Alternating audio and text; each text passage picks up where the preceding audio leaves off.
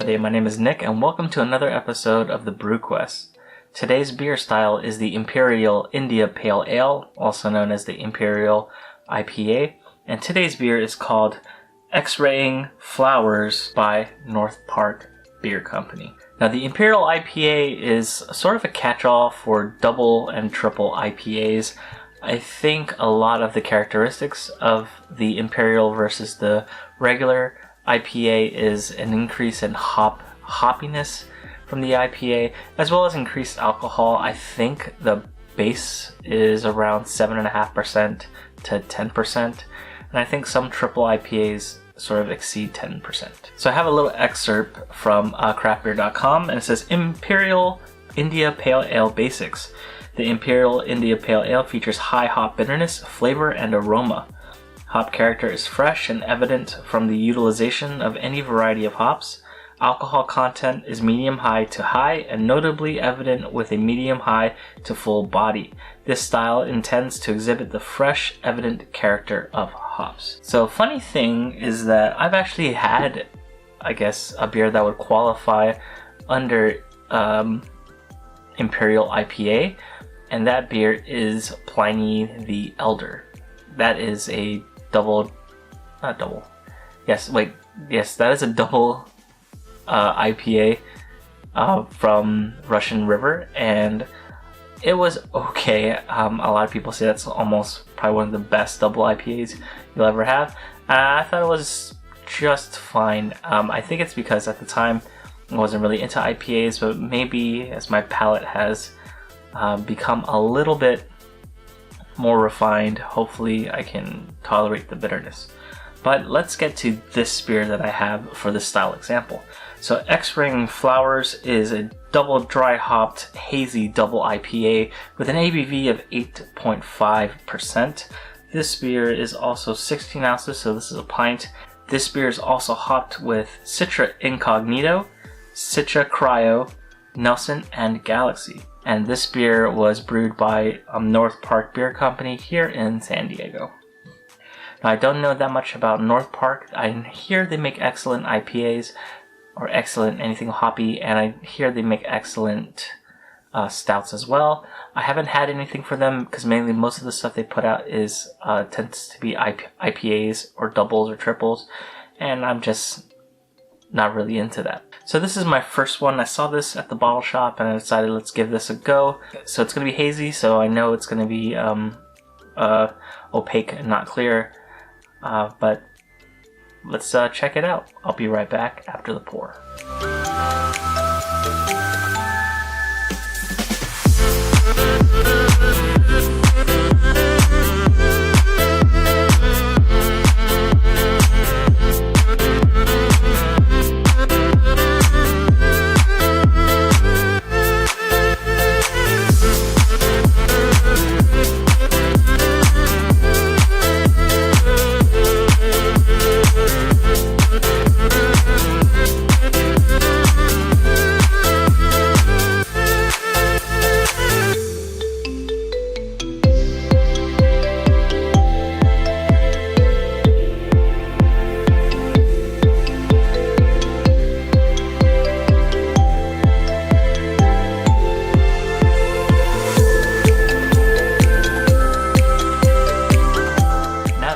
Finish, let's take a look at this beer. Initially the head was a little bit more, but it has dissipated. It's been about maybe a minute since I poured it, so it's kind of gone. The color of this beer is like a light pineapple juice, like a nice golden yellow. It's hazy, so it's opaque, can't see through it at all. And I do see something floating in the beer. I don't know what that is exactly. I did get a nice whiff of the beer when I poured it, so let's get a proper nose on it. Hop aroma is kind of great in this. There's a lot of really nice tropical notes. Nothing like jumping out to me, but it does smell like a tropical smoothie or a tropical cocktail.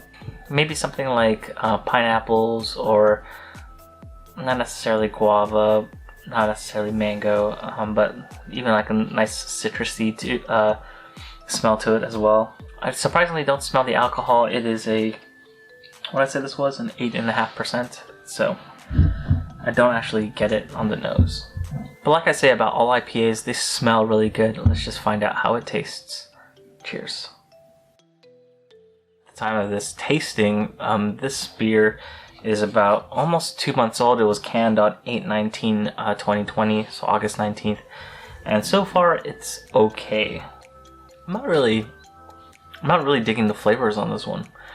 So other than bitterness, I'm kind of getting like this really funky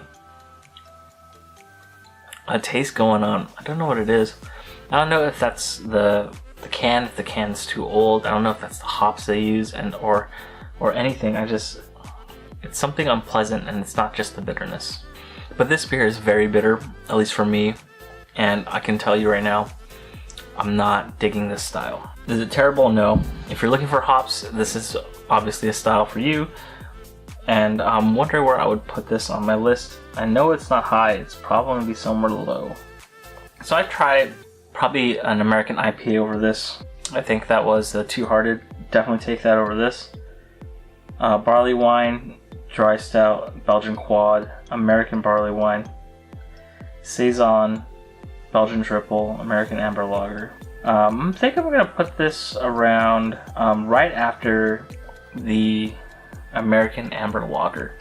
I don't know if it's good, if it's just the hop combination they use for this beer, or it's just like there's something that went wrong. Maybe the can has been sitting too long, but I just don't dig it. And I'm looking at all of the beers that I've had from these other styles, and if I had a choice, I'd probably pick one of these over this one. The amber lager, I believe, was the Brooklyn, and I would definitely rather drink an amber lager than this. So at number 43, even, you know, at 44 is the California Common, which was the Anchor Steam. Yeah, you know what? I'd actually take the Anchor Steam over this beer. So number 45, Imperial IPA. Now that doesn't mean that this style cannot be better. Like I said, once I kind of get a good handle on my beer styles, I will re-update this list. And because, you know, beer is a long journey, I got a lot of time to refine my palate. But right now, as it stands, Imperial IPA is in at number 45. So that's it for me. Thank you very much for watching this episode of the Brew Quest. If you like this video, please leave a like down below, subscribe, and I'll see you on the next one.